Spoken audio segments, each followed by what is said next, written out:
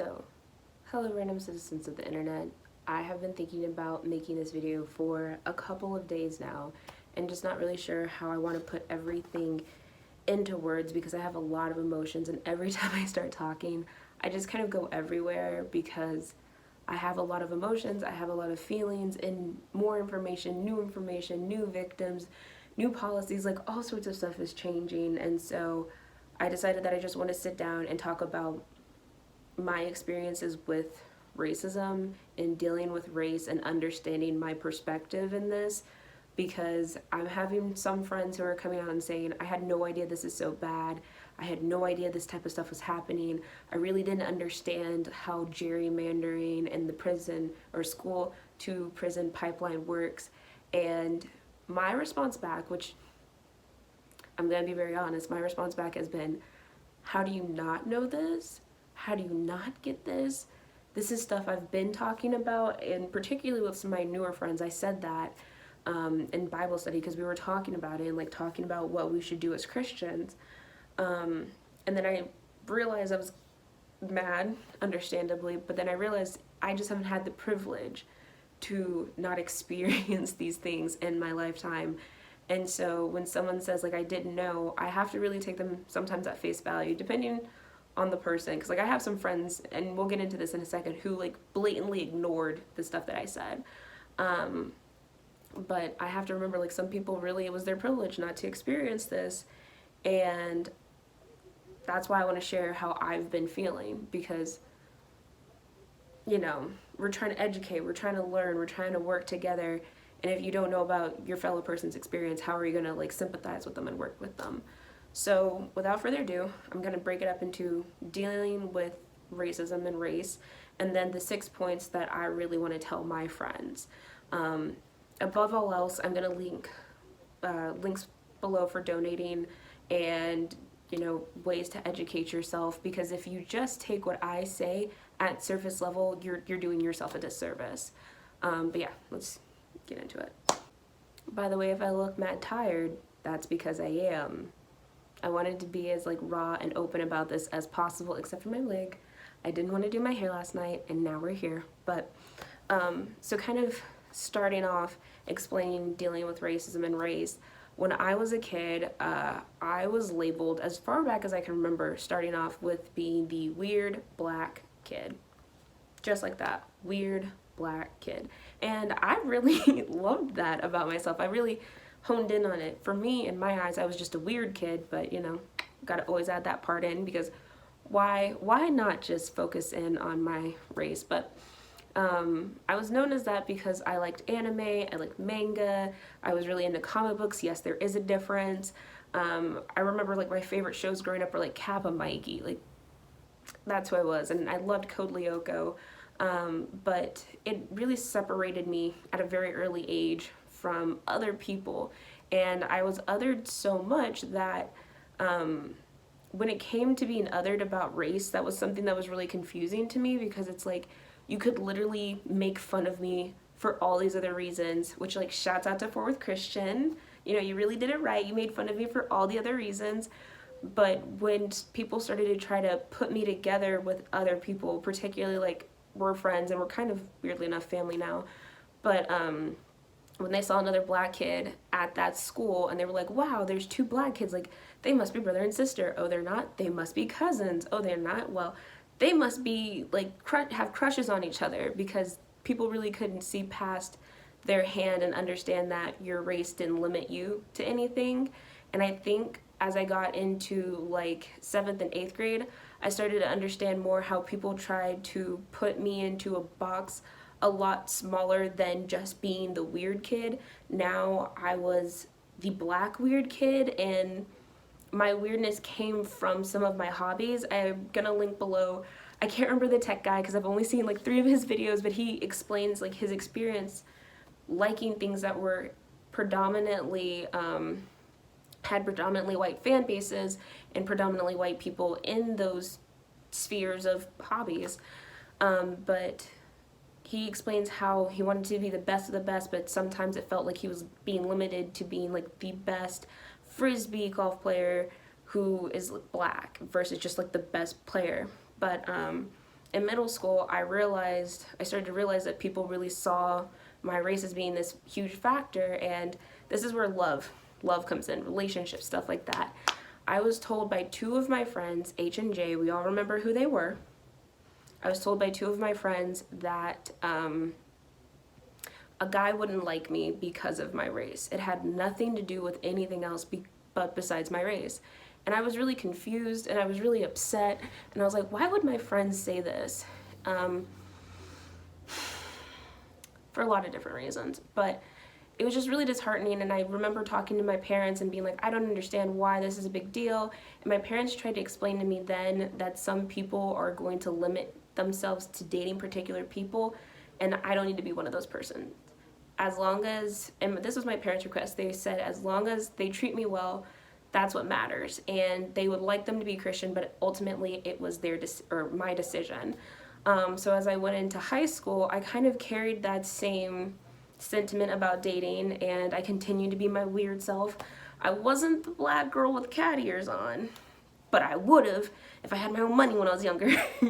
And so as I went into high school, I dated outside of my race again. Sorry about the changing sun.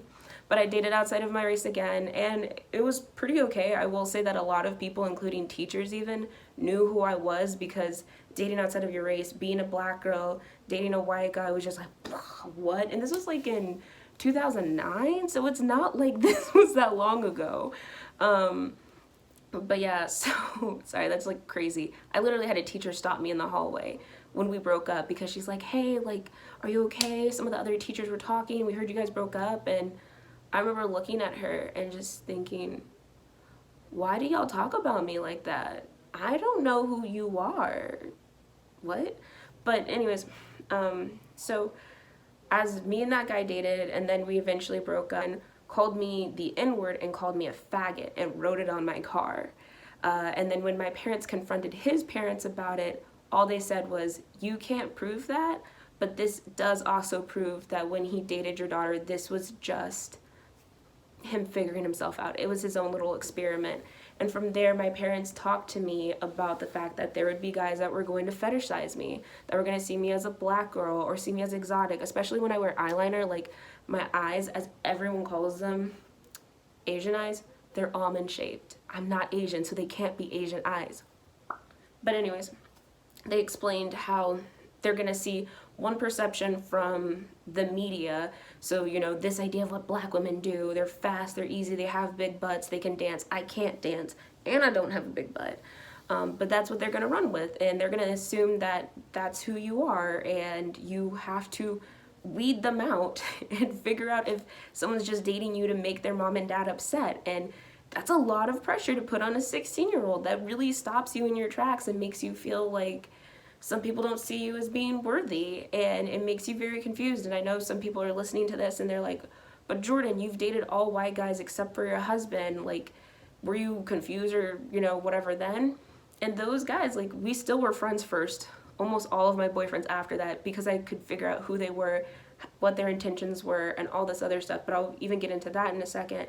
And that was really hard for me to deal with in high school, being questioned by educators, like, how did I come up with this idea? My English professor, or my English teacher, Michael, shouts out to you, he was a horrible person. He would always question me. He would tell me all the time how, like, I didn't have well thought out plans. He would always pick on me. And, like, this is stuff I was dealing with, and my parents had explained to me again, sometimes educators are going to be biased, and sometimes educators are going to be just shitty people, and you have to be prepared for that before you go into college. So another thing that I'm dealing with. And then I'm having to deal with police, but I'm a girl, so there's another level to it. You know, my parents are giving me the be careful when you're driving talk, but they're explaining, you know, you could not get a ticket if you're pulled over. You could get a ticket if you're pulled over. You could be sexually assaulted if you're pulled over. You could be killed if you're pulled over. Those are the things that are possible to happen to you as a black female. And so there's a lot of danger in that. Like, even when I would get off for tickets, I'm not going to sit here and lie like I didn't get off for tickets, but, like, if a cop flirted with me, there would also be this intrinsic fear almost of, like, what's going to happen next? Like, is he being nice to me and cute towards me, and then something bad is going to happen? Like, those two feelings, the trauma that comes with both of those options, it's terrifying. And we have to talk about that, because there's a lot of women of color, just women in general, but women of color, who are being attacked in this form as well. You know, like, so that's what I had to talk about in high school, and to a degree, of course, that made me very aware and jaded. But I tried to like give people the benefit of the doubt. I kept moving on with life. I didn't get my next boyfriend until I was almost, sophomore, junior. And during that time, when I had that boyfriend, his parents, and like backstory on him, he was a great friend, and then he became abusive, so there's a lot to unpack in there too. But his parents were really great when we were friends. We were friends for like a year before we started dating. And then when they found out I was his girlfriend, they literally switched up on me so quick. It was like a switch went off in their brain. And they started trying to have him date other girls, particularly white girls with brown hair and freckles. His mom would just call him and say like, hey, I set a date up for you. And he's like, hey, I'm actually with my girlfriend. And she's like, yeah, okay, come home by like 8 and you guys can still go get ice cream at like 9. Like, that's the stuff I dealt with. And that just, it really messes with you, because you feel like you can't trust people, and that messes with you in a whole different way. And then being in college and having people say like, you're only here for affirmative action, you're only here because someone has to meet a quota, like they don't believe in you, like that shit fucks with you. There's no way around that. And so it doesn't matter how hard I work, it doesn't matter what I do, it doesn't matter how far I get, people are always going to assume just because of my race that I got here because of somebody else's doing instead of my own. And that is something that I carried with me even as I moved into the next part of my life, which is being in the working force. And you know, I saw that firsthand. Like, I had a coworker who literally drank on the job, did coke on the job, slept with the client, constantly. She stole $1,000 from me. And as we went about it the correct way, I went about it telling them, hey, this happened here, this happened there. We had emails to show it. We had proof through the system that she was taking my bonuses. Like, all of this stuff, it still was on me. Everything was on me to provide proof. Everything was on me to catch her. Everything was on me to say, hey, we need to get this person out. I don't know if I mentioned this, but like, she forged documents for somebody else. Like, why would you even keep somebody like this at a job? And it was so crazy to me. And especially when people were like, oh, well, are you sure you're not making this up? Why would I make that up? And then having, oh my God, just, it's stuff like that that like drives me insane. It drives me crazy. It makes me wonder how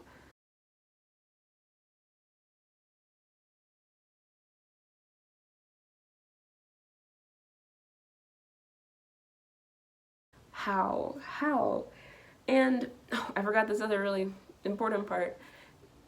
Having friends around me who refuse to look at situations that where racism was like obviously present, that messed with me, because it feels like you don't want to know about something that's ailing me. It's making me struggle. It's causing me strife in my life. And I didn't understand that. I lost a friend of mine who I had been friends with since elementary school.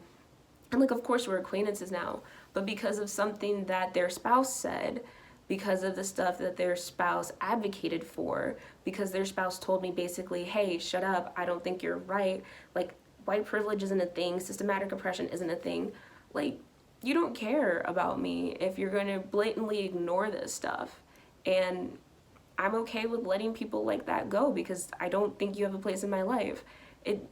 It's just like whenever Corona was first happening, and I had to, I'm not a superhero, but I took it upon myself to remind people, being racist towards Asians doesn't make you immune to the virus. And it's crazy that I had friends that were like, yeah, you can't believe the crazy stuff I've seen or heard or happened to me. And it's like, I cared enough about my friends to say that and stick up. I don't have to sit here and wait for them to be in a place of hurting for me to say, hey, this isn't okay. But if you're gonna sit there and say like, oh, I ignore that, like, I'm not gonna accept that, then like, yeah, no, we don't need to be friends. I don't need to have you in my life. You don't need to have me in yours. We're good. And like, yeah, 10 years later, you're apologizing for stuff that you said because you were ignorant, but that doesn't mean I need to immediately accept your apology. And that doesn't mean that I have to sit here and play a good Christian character and say like, oh, you're immediately, forgiven. It was just 10 years ago, because it hurt. And, dealing with everything right now, it's not great for my mental health. I'm constantly watching people who are being brutalized, who are being attacked, who are being killed. Like, I can't tell you the amount of videos and all of the cases that have come up and how heartbreaking it is. But it gets to me. And so then I wonder, like, what can I do? What can I say? And I thought about it, and I'm going to mention it now. But number one, these are the 6 points that I was talking about. You can educate yourself. Read a book. Watch a movie. Do some history. You have the time right now. You're not going to the stores and shopping the way that you used to. You're not spending 2 hours just sniffing candles at TJ Maxx. Educate yourself with your leisure time that you currently have. The second thing is, please understand, I am not your token. Let me repeat this for the people in the back. I am not your token. So by you just taking my experiences and running with those, you are then turning me into a token, because you're not, again, educating yourself. You're just looking at it through one lens. And what is happening right now is so much bigger than just me, and of course it is. But again, if you just run with what I say, you're limiting yourself, and you're turning our relationship, our friendship, into a very one-sided thing that you can throw out and say, I have a black friend who said this, and this is what she dealt with. Again, much bigger than me. There's a lot of intersections with this, with the LGBTQ, class systems, and just general abuse of power, whether it's politicians or it's other people. Okay. So yeah, like, educate yourself, and don't just use me because I am just one voice. There are a lot more voices to listen to. Recognize that your voice and your race is important. If you say, I don't see race, you're ignoring your white privilege. You're ignoring the privileges that you have that I don't. I have to recognize I have privileges in this too. Like, I'm an able-bodied, cisgender, relatively attractive girl. Already, people are going to listen to me more than other people. That's why I'm using my platform right now. So you have to recognize those things and use it for good, and be very mindful and intentional with what you're putting out there. Because especially when people are like, look at all these looters, and they pick pictures of exclusively black people, that is not using your voice for good. It's not, sis. Number 4, hold people accountable. If someone is saying something that is racist, check them. I'll link below the little girl that checked her parents. I believe her name is Haley. Go off, sis, go off. She educated herself. She decided, hey, I'm gonna recognize my, oh my God, I recognize that I have an important voice, and I recognize my privilege, and now I'm gonna hold my parents accountable. That's what she did, and that's why everyone is clapping. That's why everyone is proud. That's why everyone is sharing that, because that's how you're supposed to do it. Number 5, protest. Yeah, I don't know why I checked that again, but protest. Think of ways that you yourself can protest. Maybe your protesting is sharing other information. Maybe your protesting is sharing petitions, which are going to be linked below. Maybe your protesting is donating, which again is going to be linked below. It is important to stand up and say, this is not acceptable, and I will not do this. Accountability is telling someone, like, no, you know what, that's not good, that's not okay, that's not acceptable. But protesting is standing up against something and saying, we're not going to have it. And then putting your actions into motions and furthering that change along. And that's why, even if you can't go out, like, I can't go to Philly. I just can't. I'm one person. I'm afraid what would happen to me as one person out there. But what I can do is I can donate, and I can vote with my dollars too. So I can go to Black-owned businesses. I can go to businesses that also have models who look like me. And I speak up about that vocally in all of my videos, including clothes too. You know, you can spur change even if it's one person. And don't ever let anybody tell you that you can't, because you are that important. Don't forget, God will leave the 99 to come for you, the one. That's how important you are. So make sure to be that change. Make sure to protest in the safest way possible for you. and do your best for that. And last but not least, go out and vote. You need help voting? I'm gonna put links in there below. You're not sure if you're registered? Boom, links in the below. We have to change. We have to do this together. There's no, okay, well, maybe if we do this or maybe if we do that and we can break it up, and no. We have to change and we have to push it through. Protesting is really great. Donating is fantastic. But you need to get people out of office that don't need to be there. And I'm not talking about one person. I'm talking about the lot of them. Y'all hear what this being said that Tom Cotton said? Like, have you seen that? That's ridiculous. But the thing is, there's other people that agree with those sentiments, and that's not acceptable. We have to change the system, both within the ways that it says it's okay to change it. Remember, gerrymandering is a thing, so we all have to get out and vote. I think they said if 2 million more people voted in Texas, it'd be a blue state. And people don't want that. Whew, Lord have mercy, I'm getting hot. But people don't want that, so they're gonna come out and they're gonna register to vote and they're gonna try and have an opposition to that. But you gotta focus again on you.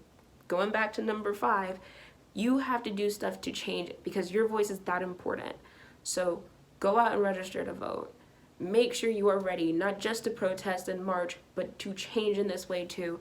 And hopefully 2021 gonna be better. I mean, we had murder hornets at one point. That was a filler episode. I got that joke from Twitter, so don't think I'm funny. But you know, murder hornets happening and just like earthquakes, tornadoes. We almost had a tornado up here. It's been a wild year, so 2021 has to be better. Knock on wood. But yeah, that's my piece. I wasn't sure how to finish it. If you want to come back to this channel for other things like the fashion that I talk about, real estate stuff, lifestyle, being a milso, I know someone's like, you really heated for someone who's related to someone in the military, but this is my form of protest.